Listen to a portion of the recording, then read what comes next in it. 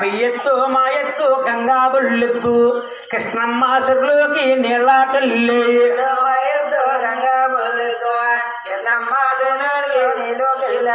తాతగారెత్తొచ్చి తవరి పొడిచింది మామగారెత్తొచ్చి మంత్రం వేసింది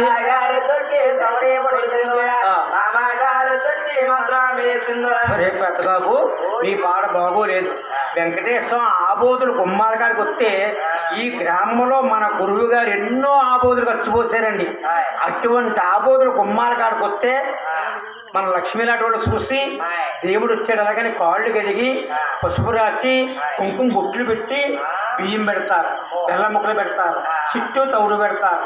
ఈ పాట బాగోలేదు. రెండో అబ్బాయి కమ్మర్లబ్బా అంటాడట. తోలాలో దక్కించి దుప్పడలో పరిపించి తామారాకుల మీద బిడ్డ రేపించి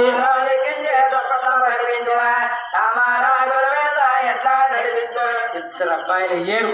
మూడో బాలుడు బ్రాహ్మణబ్బా అంటాడట. ఎలాగా తడిబట్ట మడిగట్టి తామలము మెడలేసి తెల్లాడే నెగడెక్కి వస్తాడింకన్నా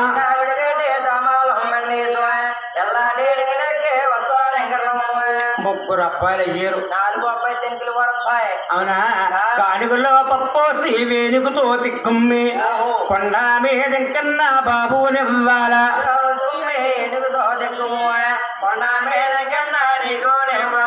ఐదో బాలు అంటాడు. అప్పన్న గుడి మీద కప్పారున్నాయి, మంగాపురి పట్లని బూరులుండేరు. అవునండి. గోవింద